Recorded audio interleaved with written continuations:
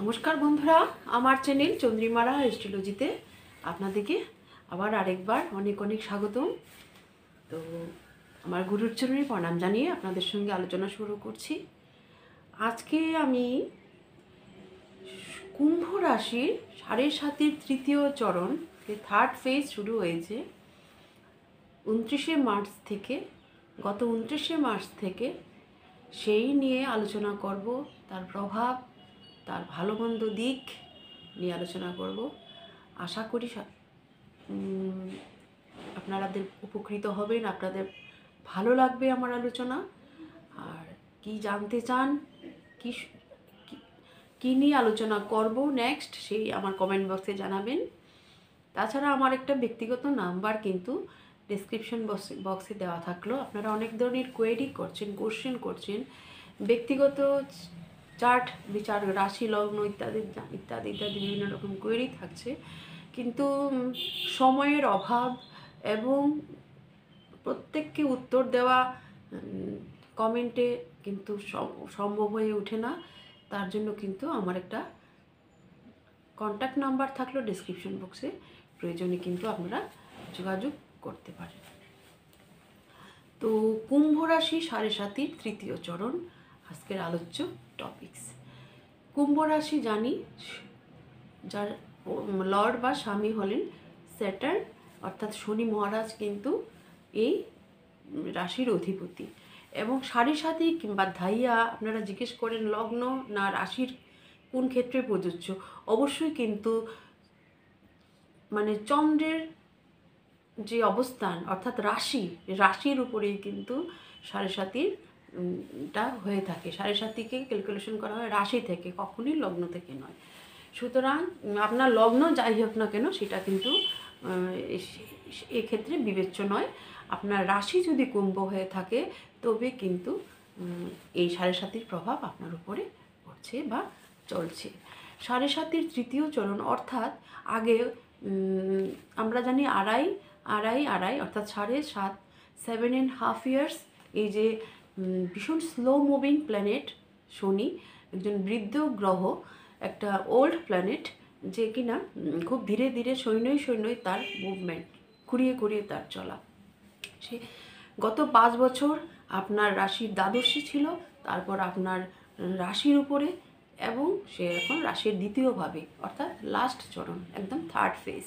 সুতরাং third phase, আগের দুটো ফেজ গত 5 বছরের তুলনায় আপনার যদি পরিস্থিতিটাকে আমরা এইভাবে মানে বর্ণনা করি যে রাত্রি প্রথম প্রহর দ্বিতীয় প্রহর কিন্তু অলরেডি আপনারা মানে কাটিয়ে উঠেছেন। যে একটা ভীষণ একটা মানসিক চাপ, অ্যাংজাইটি, একটা সাংঘাতিক রকম একটা কি বলবো প্রতিকূলতা প্রত্যেকটা ক্ষেত্রে, পারিবারিক ক্ষেত্রে বলুন, আপনার কর্মের জায়গায় বলুন, কর্মস্থলে বলুন, একটা শারীরিক দিক দিয়ে বলুন, মনের যে একটা অবস্থা ছিল, মানসিক চাপ আপনারা এতদিন ধরে, গত 5 বছর ধরে আপনারা এই 18 সাল 19 সাল থেকে, বিশেষ করে মানে 19-এর লাস্ট থেকে, যখন থেকে আপনার এই 7.5 শুরু হলো, তখন থেকে যে একটা মানসিক কষ্টের পরিস্থিতির উপর দিয়ে আপনারা যাচ্ছিলেন, সেই অবস্থার সঙ্গে যদি তুলনা করি, এখন কিন্তু মানে রাত্রি তৃতীয় প্রহর, ভোর হবে সূর্যালোক কিছুক্ষণের মধ্যে, কিছু ঘন্টার পরেই কিন্তু সূর্যোদয় হবে পূব আকাশে। সুতরাং যে সমস্যাগুলো এতদিন আপনাদের পিঠ ঠেকে গেছিল, যে পরিস্থিতির মধ্যে দিয়ে আপনারা যাচ্ছিলেন, সেটা কিন্তু ধীরে ধীরে ক্রমশ দূরীভূত হচ্ছে। এবং ভোরের আলো, সমস্যার অন্ধকার কাটিয়ে সমাধানের ভোরের আলো বা আশার ভোরের আলো কিন্তু ফুটতে চলেছে পূব আকাশে, সেটা বলাই চলে, এটা একদম নিশ্চিত। সুতরাং এই সময়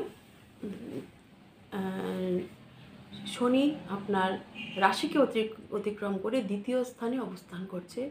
সুতরাং আপনার রাশির অধিপতি সে দ্বিতীয় স্থানে যাচ্ছে। সেদিক দিয়ে কিন্তু বিভিন্ন দিক থেকে দ্বিতীয় ঘর আমরা জানি অর্থের ঘর, আর্থিক প্রসপারিটি বা আর্থিক গ্রোথ কিন্তু আপনার জীবনে নিয়ে আসবে এই আগামী 2.5 বছর, অর্থাৎ এই 27 সালের হাফ অবধি কিন্তু এই আপনার সাড়ে সাতির তৃতীয় চরণ আপনার থাকবে, দেখবেন একটা ফিনান্সিয়াল গ্রোথ কিন্তু আপনার জীবনে চলে আসবে, অনেক রকম সুযোগ সুবিধা, আর্থিক সমৃদ্ধি কিন্তু অবশ্যই ঘটবে।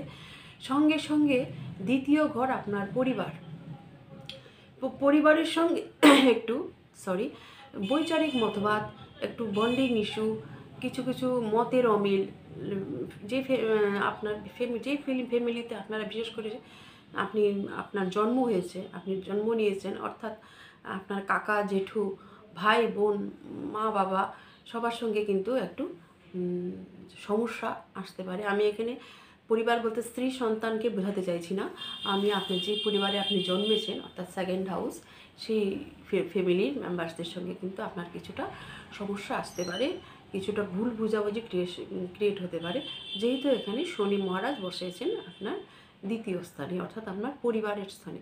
পরিবারের মধ্যে কিছু ঝুট ঝামেলা, পরিবারের মানুষদের আপনার ফ্যামিলি মেম্বারসদের কিছু শারীরিক অসুস্থতা, ট্রাবলস কিন্তু এই সময় ঘটার সম্ভাবনা থাকছে। এবং আপনারও কিছু ফুড পয়জনিংয়ের সমস্যা, দ্বিতীয় গড় আমরা খাদ্য বা আমাদের হিটিং হ্যাবিটকে বুঝি, সেই সংক্রান্ত কিছু ব্যাড ফুড হ্যাবিট আপনাদের মধ্যে চলে আসতে পারে, সেই দিক দিয়ে কিন্তু সাবধানতা অবলম্বন করা অবশ্যই দরকার। এবং কিছু দাঁতের সমস্যা, দাঁত রিলেটেড সমস্যা, হার্ট রিলেটেড সমস্যা কিন্তু আসতে পারে, সুতরাং এই নিয়ে কিন্তু একটু সাবধানতা অবলম্বন করা অবশ্যই দরকার। আর আপনার এমন কোনো মানে এডিকশনের প্রতি, নেশাদ্রব্যের প্রতি আপনার আকৃষ্ট হওয়া উচিত নয়। দ্বিতীয় স্থান আমরা আমাদের খাদ্যাভ্যাসকে বুঝি, এডিকশন কেউ মানে দ্বিতীয় ঘর যেহেতু খাদ্য, আমরা মুখের মাধ্যমে যে নেশাদ্রব্য গ্রহণ করা, সেটা কিন্তু আপনারা একটু ভীষণভাবে সতর্ক থাকবেন এই দিকটা, কারণ এদিকে কিন্তু একটা আকৃষ্ট হওয়ার অবস্থা দেখা যাচ্ছে, কারণ এখানে বসে 8th হাউসকেও দৃষ্টি দিচ্ছে, সুতরাং আপনার হেলথ ইস্যু সৃষ্টি করবে, যেটা আপনার খাদ্যাভ্যাসের কারণে সৃষ্টি হতে পারে। সুতরাং হেলথ ডায়েট ফলো করাটা কিন্তু ভীষণ দরকার এবং এটাই রেমেডি। সুতরাং দ্বিতীয় ঘরে আপনি যদি কোনো নেশার প্রতি আসক্ত হয়ে পড়েন, সেই নেশাটা কিন্তু চট করে কাটিয়ে ওঠা সম্ভবপর নয়, কারণ শনি যা করে সে কিন্তু ভালো মন্দ দুটোই কিন্তু দীর্ঘমেয়াদী একটা লং টার্ম প্রসেসের মধ্যে দিয়ে, এবং তার ফলটাও কিন্তু দুটোই ভালো কিংবা মন্দ দীর্ঘদিন ধরে আপনি কিন্তু আপনাকে ভোগ করতে হবে, ভালো হলেও ভোগ করতে হবে, মন্দ হলেও ভোগ করতে হবে। আপনি যদি ভালো ফুড হ্যাবিট এই সময় তৈরি করুন, সেই ফুড হ্যাবিট কিন্তু দীর্ঘকাল ধরে আপনি সেই ফুড হ্যাবিটে অভ্যস্ত হয়ে পড়বেন, এবং এটা আপনার জন্য ভীষণ একটা মানে উপকারী বা বেনিফিট নিয়ে আসবে। সঙ্গে সঙ্গে কোনো মানে ব্যাড লাইফস্টাইল, ব্যাড খাদ্যাভ্যাসের প্রতি আপনি যদি আসক্ত হন, নেশাদ্রব্যের প্রতি, সেটাও কিন্তু একটা দীর্ঘ সময় আপনাকে ছেড়ে যাবে না, সেটার খারাপ প্রভাব কিন্তু জীবনে পড়তে বাধ্য। শনি এখানে বসে চতুর্থ স্থানে দৃষ্টি দিচ্ছে, তার তৃতীয় দৃষ্টি, সুতরাং চতুর্থ স্থান আমরা জানি আমাদের হার্ট, সুতরাং আমাদের হৃদয়, আমাদের মন, আমাদের মা, সুতরাং মায়ের শরীর স্বাস্থ্য আমাদের একটু খেয়াল রাখতে হবে। মায়ের সঙ্গে একটু বোঝাপড়ার সমস্যা হতে পারে, একটু ভুল বুঝাবুঝি, মা মানে যিনি আমাদের বায়োলজিক্যাল মাদার, ওনার সঙ্গে একটু কিন্তু বোঝাপড়ার একটা সমস্যা আসতে পারে। এবং চতুর্থ ঘর যেহেতু আমাদের ইমোশন কোনো না কোনোভাবে একটু হার্ট হতে পারে, কোনো কারণে ধরুন আপনি একটু রেগে গেলেন বা কোনো হঠাৎই কান্না পেয়ে গেল, একটু কাঁদতে ইচ্ছা করলো, এই ধরনের কিন্তু মনস্থিতি সৃষ্টি হতে পারে এই অবস্থায়, যেহেতু শনি এখানে চতুর্থ স্থানে দৃষ্টি দিচ্ছে, অর্থাৎ চতুর্থ ঘর আমাদের ইমোশন, আবেগকেও কিন্তু বোঝায়। এবং এর ফলে কিন্তু দেখবেন কিছু আপনার স্থান পরিবর্তনের একটা ইচ্ছা হবে, হয়তো আপনি চাইছেন যে আপনার যে এখন যে বাসস্থানে আছেন সেখান থেকে একটা অন্য জায়গায় আপনি শিফট হতে চাইছেন, কিন্তু ধৈর্য ধরুন, এই শিফট আপনার জন্য, এই যে আপনার স্থান পরিবর্তন অবশ্যই আপনার জন্য শুভ হবে, কিন্তু ধৈর্য হারাবেন না, পেশেন্স। শনির প্রথম ইঙ্গিত, প্রথমেই কন্ডিশন ধৈর্য এবং সততা এবং পরিশ্রম, তিনটে কিন্তু শনি, আপনি যদি তিনটেকেই আঁকড়ে ধরে রাখতে পারেন, আপনাকে মানে হারাবে বিশ্বব্রহ্মাণ্ডের কোনো শক্তি নেই, আপনাকে পরাজিত করবে জীবন যুদ্ধে। সুতরাং ধৈর্য ধরুন, এই পরিবর্তন নিশ্চয়ই শুভ ইঙ্গিতবহ হয়ে আপনার জীবনে আসছে। আপনি স্থান পরিবর্তন করবেন, প্রপার্টি রিলেটেড কিছু সমস্যাও আসতে পারে, কারণ দ্বিতীয় বসেছে, চতুর্থ দৃষ্টি দিচ্ছে। সেই ক্ষেত্রেও কিন্তু কিছু সমস্যার সৃষ্টি হতে পারে। কিন্তু ঠান্ডা মস্তিষ্কে কোনো ডিসিশন নেওয়ার আগে বারবার আপনি ভাববেন, একবার না হয় 10 বার ভাবুন, 7 বার ভাবুন, তারপর কোনো সিদ্ধান্তে আসুন। নিশ্চয়ই সেই সিদ্ধান্ত কিন্তু ফ্রুটফুল হবে, ভালো হবে। চতুর্থ ঘর আমার কমফোর্ট জোন, আমার, সুতরাং দেখবেন আপনার যে এতদিন যেখানে বসে আপনি ওয়ার্ক ফ্রম হোম করছিলেন কিংবা এই ধরনের কিছু হতে পারে, সেই স্থান কিন্তু আপনার যেখান থেকে আপনি এতদিন কাজ করছিলেন সেই স্থান কিন্তু পরিবর্তন হতে পারে। অর্থাৎ আপনাকে চাকরি সূত্রে হোক বা বিভিন্ন কারণেই হোক কিন্তু সেই জায়গা থেকে বেরিয়ে আসতে পারে, মানে কর্মস্থল কিন্তু চেঞ্জ হতে পারে। কমফোর্ট জোন যে যে আরামদায়ক পরিস্থিতির মধ্যে আপনি ছিলেন, কাজ করছিলেন, সেটা থেকে কিন্তু একটা অন্য জায়গায় যাওয়ার সম্ভাবনা থাকছে এই পর্যায়ে। চতুর্থ ঘরের দৃষ্টি শনি, মায়ের শরীর স্বাস্থ্যের দিকে একটু অবশ্যই খেয়াল রাখবেন। মা যদি এজেড পার্সন হন তবে নিয়মিত ওনার মানে চেক আপ করান, ওটাই মানে বুদ্ধিমানের কাজ হবে মায়ের দীর্ঘায়ুর জন্য। তারপর এখান থেকে দৃষ্টি দিচ্ছে আমার অষ্টম ঘরে, দ্বিতীয় বসে অষ্টম স্থানে দৃষ্টি দিচ্ছে। তৃতীয় ঘর আগে বলেছি ফুড হ্যাবিট, সুতরাং নেশার প্রতি এডিকশন হওয়া কিন্তু মোটেও চলবে না। সুতরাং আপনার দ্বিতীয় ঘর অ্যাক্টিভ হয়ে যাচ্ছে এবং আপনার অষ্টম ঘর এইটথ হাউস মানে আমার লঞ্জিভিটি, এইটথ হাউস মানে অকাল সায়েন্স, এইটথ হাউস মানে একটা সামথিং আননোন, কোনো কিছু অজানা, আন্ডারগ্রাউন্ড, মাটির নিচে কোনো কিছু হিডেন, যা মানে এইরকম কিছু যা লুকায়িত আছে, যা আমাদের একদম ইনভিজিবল, যা একদম চোখের সামনে যা ভেসে আসে, এমন সব কিছুই কিন্তু এইটথ হাউস ইন্ডিকেট করে।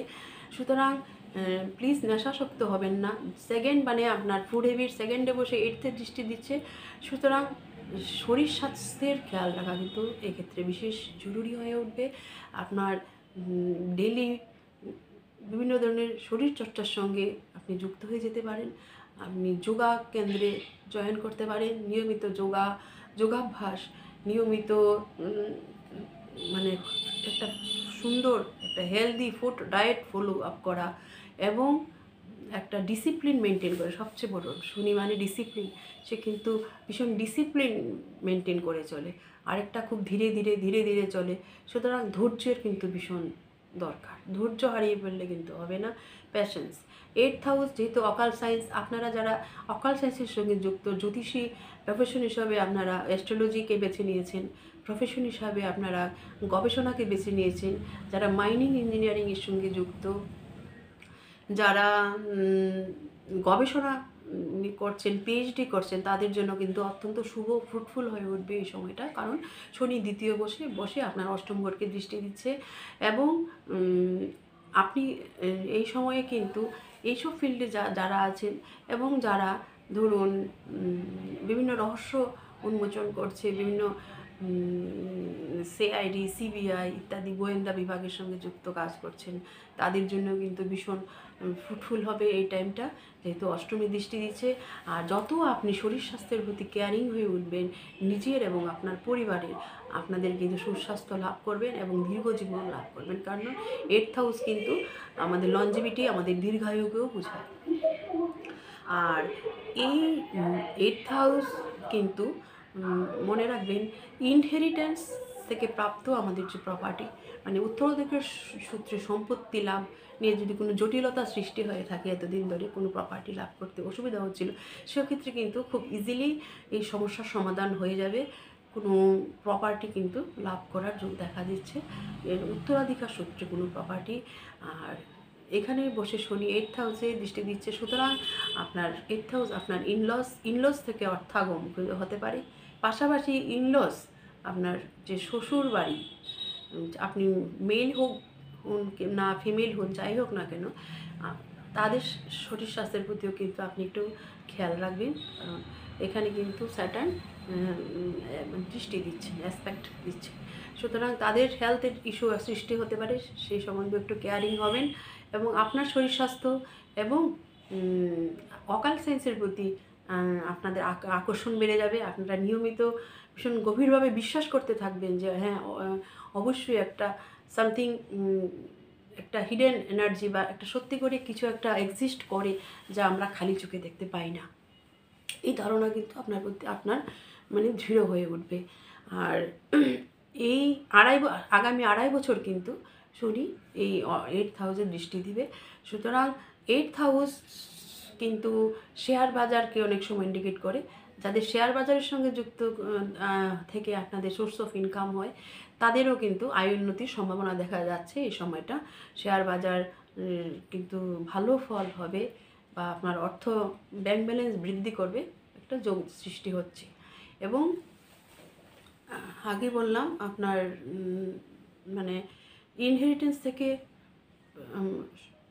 প্রাপ্ত সম্পত্তি, সেটা স্থাবর কিংবা অস্থাবরই হোক, সেই ক্ষেত্রে কিন্তু আপনি লাভবান হচ্ছেন।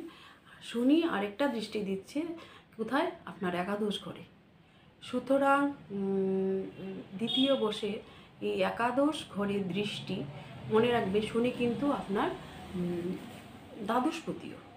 সে দ্বাদশপতি একাদশ ঘরে দৃষ্টি দিচ্ছে, অর্থের ঘরে বসে। তার মানে বিদেশি সোর্স থেকে ইনকাম কিন্তু আপনার হবে।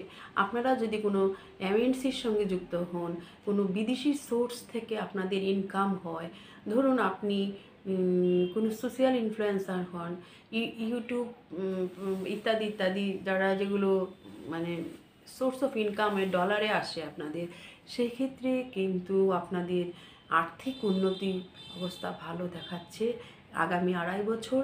কারণ বিদেশ মানে কিন্তু আপনার 12th হাউস। 12th হাউস বিদেশকে বোঝায়। সুতরাং বিদেশ থেকে সোর্স অফ ইনকাম এখানে দেখা যাচ্ছে।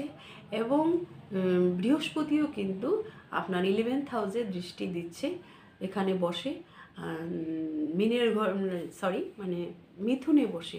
সুতরাং একজন কর্মগুরু, একজন কি বলবো ধর্মগুরু, ধর্ম এবং কর্মগুরুর এই যে ট্রানজিট, মানে মাল্টিপল ট্রানজিট বলতে পারেন, আপনার একাদশভাবে আপনার মাল্টিপল সোর্স অফ ইনকামের কিন্তু ইঙ্গিত দিচ্ছে।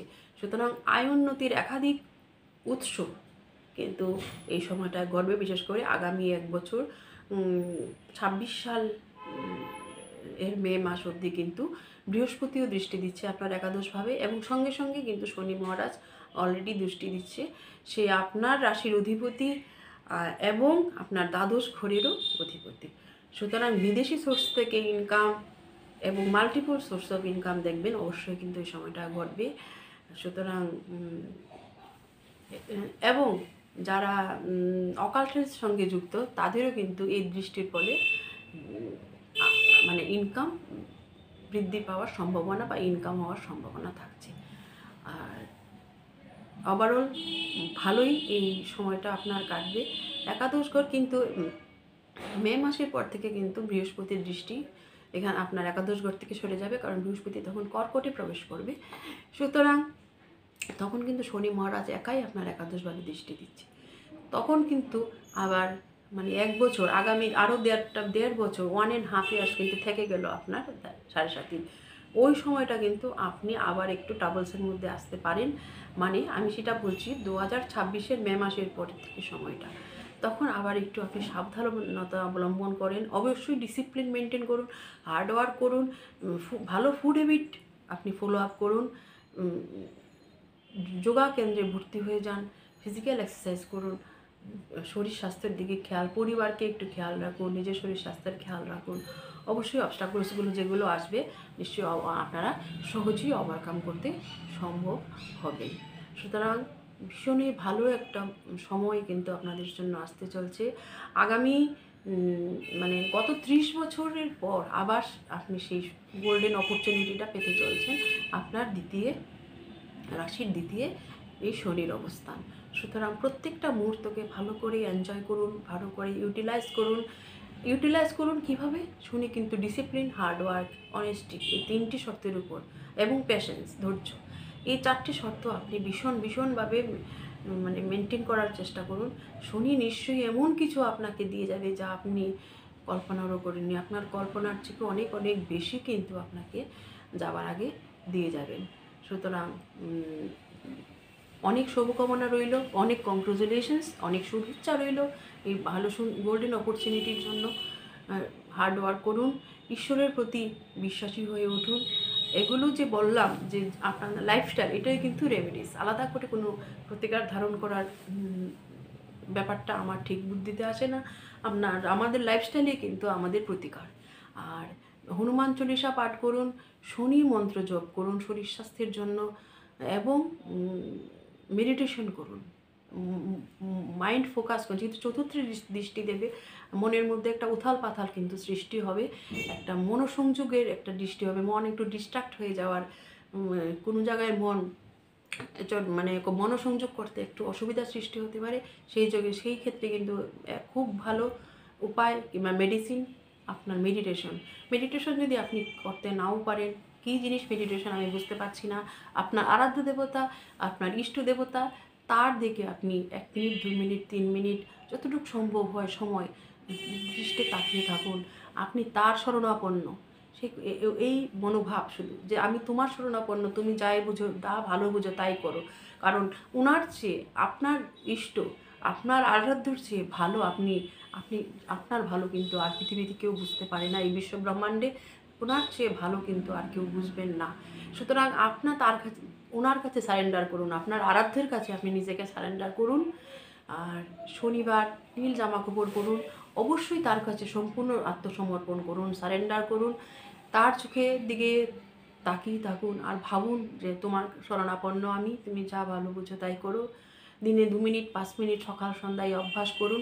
আপনারা যদি দীক্ষিত হন, ত্রিসন্ধ্যা করুন, একটু সময় ঠাকুর ঘরে কাটান, একটু সময় ঈশ্বরের সঙ্গে কাটান, সম্পূর্ণ চিন্তামুক্ত হয়ে পজিটিভভাবে যে ঈশ্বর আমার সঙ্গে আছেন, পৃথিবীর কোনো শক্তি আমার ক্ষতি করতে পারবে না, এই মনোভাব নিয়ে ঈশ্বরের কাছে একটু সময় কাটান। ঈশ্বর নিশ্চয়ই আমাদের মঙ্গল করবে, এটা দৃঢ় বিশ্বাস।